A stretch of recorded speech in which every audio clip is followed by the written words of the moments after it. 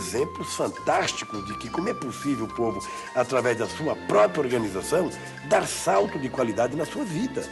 Eu vi a cooperativa em Chapuri, eu vi o projeto RECA, eu vi o projeto de irrigação lá no projeto Jaguaribe e Apodi, eu vi o projeto de irrigação lá no perímetro São Gonçalo, em Sousa, na Paraíba, eu vi a cooperativa em Itaíba, no Rio Grande do Sul. Eu vi que quando o povo se organiza e quando existe um mínimo de recurso, as pessoas podem criar condições objetivas de melhorar a sua qualidade de vida. É por isso que nós temos certeza absoluta de que não é tão difícil resolver esses problemas, não. É a gente contar com uma comunidade para a comunidade ajudar a ela própria a dar o seu salto de qualidade. Não é também ficar esperando tudo do Estado, é criar as condições de organização da sociedade para que ela possa começar a fazer. O Estado tem que ser apenas o alavancador, criar as condições das pessoas poderem produzir. Eu acho que é isso que está faltando no Brasil e é isso que as pessoas esperam que o Estado faça, né? No projeto REC é uma coisa fantástica, ou seja, o pessoal com a plantação de cupuaçu, de pupunha, de açaí e de castanha, as pessoas estão vivendo num padrão médio razoável. O que precisa é que o Estado incentive essas pessoas, inclusive, a industrializarem os seus produtos. Hoje o RECA, a nível de campo, é uma realidade. Nós estamos com 268 famílias. Cada família tem entre 2 e 3 hectares financiado pelo RECA, mas tem família que tem até 5, 6 hectares. Essa terra que esses agricultores estão trabalhando é com castanha, cupuaçu e pupunha, e agora a gente está colocando também essências florestais, outros tipos de plantas e frutas. Então fica isso que vocês veem, uma floresta de alimentos. A terra fica protegida da incidência direta do sol, fica protegida da chuva, e eu plantei e espero que o meu filho colha e quem sabe até meus netos. Na cooperativa em Chapuri, a gente percebe que com muita boa vontade e um pouco de ajuda, as pessoas conseguem gerar emprego, conseguem distribuir riqueza e conseguem criar uma atividade econômica importante para a região. A cooperativa é uma cooperativa de produtores, de coletores, de seringueiros, né? Basicamente, e pequenos agricultores. Então ela hoje consegue coletar da matéria-prima no seringal, aqui no seringal, até a parte de exportação para o mercado internacional. Bom, em termos de castanha, nós temos esse ano a previsão de produzir em torno de 150 toneladas beneficiadas, castanha já descascada, pronta para exportação. Um outro exemplo fantástico eu vi na cidade de São José dos Mouras, ou seja, depois de tantos anos brigando para ter direito à terra, depois que essas pessoas conquistaram a terra, essas pessoas, além de continuar quebrando o coco de babaçu para fazer o óleo, né, de babaçu, essas pessoas estão plantando já abacaxi. Eles esperam colher no próximo ano 32 mil abacaxis, numa demonstração de que se o povo tiver a oportunidade, se o povo tiver a chance, ele vai em frente. Hoje a gente está se considerando rico, porque a gente está trabalhando os poucos, mas está tentando produzir mais, tanto para a nossa subsistência como para suprir o mercado. Vitor, o quanto as caravanas abriram a cabeça do Lula? A vida, ele veio de uma realidade parecida com essa, mas a vida profissional e a atividade política dele foi numa cidade, dentro da cidade mais rica do país, certo? Foi no ABC, mas no estado de São Paulo, o estado mais rico da federação. Agora, ele volta ao encontro disso tudo, mudou a cabeça dele? A primeira caravana, inclusive, refez a trajetória do próprio Lula, né? Saindo lá de Garanhuns até Guarujá, aqui no litoral de São Paulo. Então, de certa forma, ele se reencontrou com a história de vida dele. E eu lembro dele falar durante a viagem, até depois, que ele é encontrado, acho que uma situação pior do que que estava quando ele saiu de lá. Quer dizer, as coisas, em vez de... As coisas tinham piorado 30 anos depois dele ter saído, estavam piores ainda, né? Então, acho que foi era um sonho dele também refazer essa viagem, né? Eu não digo nem que foi um choque de realidade, porque acho que o Lula conhece melhor do que nós todos aqui. Mas acho que foi de qualquer forma, foi um susto ver que, passado tanto tempo, o Brasil tinha dado para trás, na verdade. Né? Ele acreditava que podia levar para o resto do país assim, os métodos, digamos assim, que ele usou na época lá junto aos sindicatos metalúrgicos, tudo. Quer dizer, as lutas ali, da maneira como eram travadas nos sindicatos dos metalúrgicos, era possível estender tudo aquilo assim para o resto do país? Não, acho que não, porque aqui a gente está falando de um trabalhador urbano já mais organizado, com um pouco que formou a sua consciência política ao longo dos anos, né? Lá a gente está falando de uma sociedade completamente desorganizada, né? Gente sem proteção social, sem carteira de trabalho, qualquer coisa desse tipo, né? Trabalhando no campo, nas piores condições possíveis, né? Então, acho que eu até lembro de ter escrito sobre isso na época, né? Essas pessoas não iam entender, eu acho que não iam entender direito o que o Lula estava falando naquele momento, mas talvez ficasse isso, né, como semente mesmo, como um ponto de partida para os anos seguintes, né? Mas naquele momento eu acho que as pessoas não tinham realmente muita consciência da própria realidade, né? Acho que por anos e anos também É como se fosse predestinado a ser daquela maneira, né? Eu acho que já muita gente, né, resignada mesmo àquilo, né? Agora, Rochinha, quanto disso aí das caravanas, das ideias do que o Lula encontrou, ele incorporou ao projeto dele de governo? Veja, eu acho que uma das primeiras coisas que foi muito importante foi ele ter, sobretudo, feito com que realmente se trabalhasse, especialmente nas áreas mais pobres, né, do Brasil, essa questão relativa à questão alimentar. Eu acho que isso foi uma coisa extremamente importante,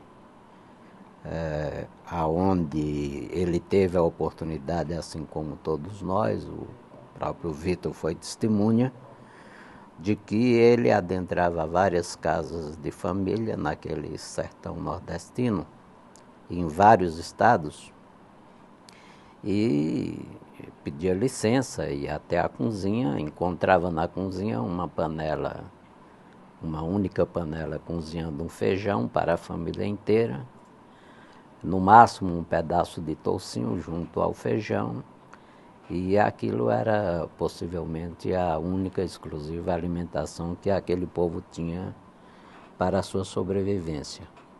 Ao entrar num quarto de família, de casal, de filhos, etc., o que é que você via? Você via uma cama feita de vara, essas varas que se fazem cercas. O colchão, na verdade, era fabricado no meio da própria família, e como alcochoado, quer dizer, como o esteio do colchão, as pessoas utilizavam, sobretudo, a questão da folha de banana seca.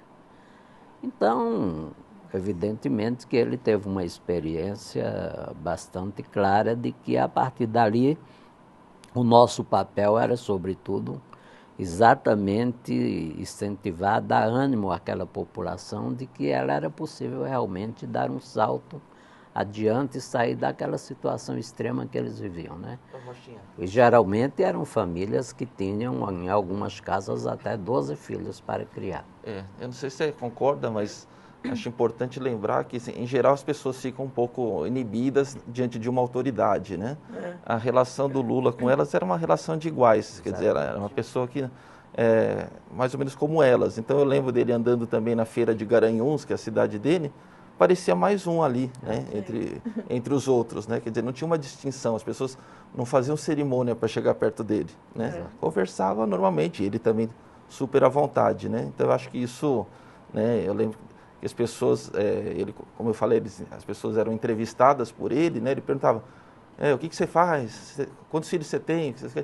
E eu lembro de uma pessoa, não sei se o Rochinha está lembrado disso, a pessoa no princípio não queria falar, mas depois ele desatou a falar sem parar, né? Até o próprio Lula ficou meio impaciente com aquilo e queria pegar o microfone de volta. Aí o moço falou, não, o senhor me desculpe, mas eu nunca falei no alto-falante e agora eu vou falar. E falou mesmo, né? Ele contou a história da vida toda ali, né? Então, vamos ver mais um vídeo? Clarei agora aqui na minha mão, brilho de estrela guiando meu coração.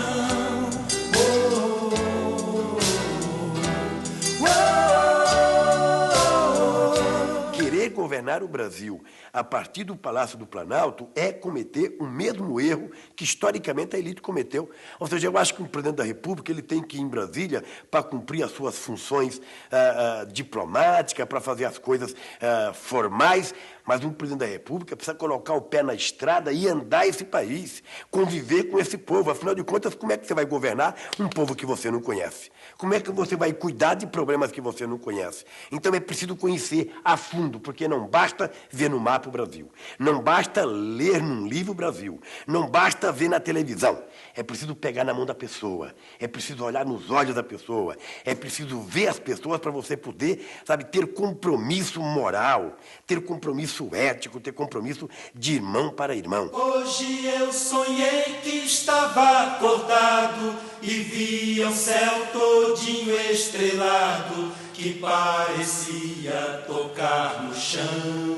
Com um sentimento apaixonado chegava gente de todo lado que se abraçava e se dava as mãos. Era meu país ou um continente, estava ali bem na minha frente e começava a se transformar. Se era sonho ou se era vida real, só sei que era o bem que vencia o mal e a gente feliz podia acordar. Rochinha, houve no país alguém que conhecesse tão bem o povo quanto o Lula? A gente pode falar do trabalhismo do Getúlio, do desenvolvimentismo do JK, das questões sociais do Jango, mas será que eles conheciam o povo mesmo, assim como o Lula conhece e conheceu? Bom, eu estou com 60 anos, mas um pouquinho mais adiantado da época do Getúlio, né? Agora, eu desafio a qualquer político que realmente tenha usar uma expressão até meia dura, né? Quer dizer, a coragem de realmente pôr a cara, não é? Digamos, no sentido do desafio que está à frente, não é? As caravanas foi uma coisa muito difícil de nós fazermos. Eu fui o coordenador da caravana, que eu tive o prazer do Vitor estar presente, e eu tive o prazer de fazer a precursora, que era um grupo de pessoas que ia antes para fazer os minuciosos levantamentos de cada cidade. E além de fazer esses levantamentos, você entrar em contato com a realidade da cidade, trazer o relatório do ponto de vista ainda grosseiro, né? E a partir daí a gente realmente fazer com que se trabalhasse uma situação onde em cada local que ele chegasse ele tinha uma noção clara, mais ou menos, do que ele poderia encontrar, para a partir dali, evidentemente, ele fazer a sua interação. Então foi uma coisa muito prazerosa, mas muito difícil, porque no meu caso, além de fazer a precursora, quando eu voltava, já não aguentava mais, imaginava que ia ficar em São Paulo, e na verdade ele fazia o pedido para que eu voltasse na oficial. E nos dava muito trabalho, porque, como o Vitor falou, nós ficamos 20 dias, mas ele presenciou que em vários locais onde a gente não tinha as cidades dentro do roteiro estabelecido para fazer programação, não só os petistas, porque a partir já daquela época a caravana ela tinha uma conotação suprapartidária. Sim. E muitas vezes em várias estradas, né, em várias rodovias, os petistas ou não petistas, a população, na verdade, terminavam bloqueando a estrada para que a gente saísse do roteiro da estrada para entrar na cidade deles. Então, deu muito trabalho, porque nós tínhamos que atender. Quer dizer, eu ficava mais lá no fundo do ônibus, ele vinha mais à frente, E no momento que a coisa engrossava, ele simplesmente me chamava e falava, vai resolver o problema, né? E eu conversava muito com o pessoal, em alguns casos ou raros casos eu conseguia realmente mostrar para o pessoal que nós tínhamos um roteiro definido, mas na grande maioria dos casos nós tínhamos que sair da trajetória e entrar na cidade. Ao chegar lá já tinha realmente um espaço montado para conversa, para diálogo, para, enfim. Música na conversa, vamos lá, Tiago. O que é que você vai tocar agora? Chama-se Pra Curtir. Tá.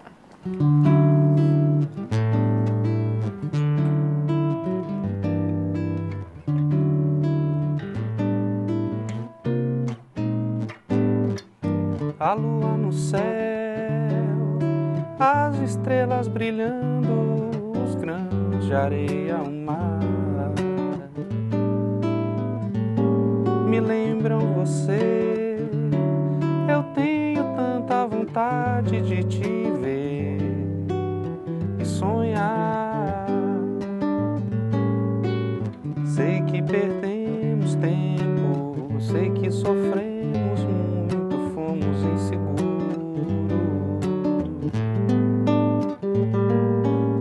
Mas todo sofrimento um dia tem que dar um tempo pro nosso futuro. Vamos sair pra curtir a madrugada. Eu não quero ver você chorar. Vale mais a pena sorrir. Não pare, não pense em nada. Ainda é tempo pra viver, para amar. Vamos sair pra curtir a madrugada. Eu não quero ver você chorar. Vale mais a pena sorrir. Não pare, não pense em nada. Ainda é tempo pra viver, para amar.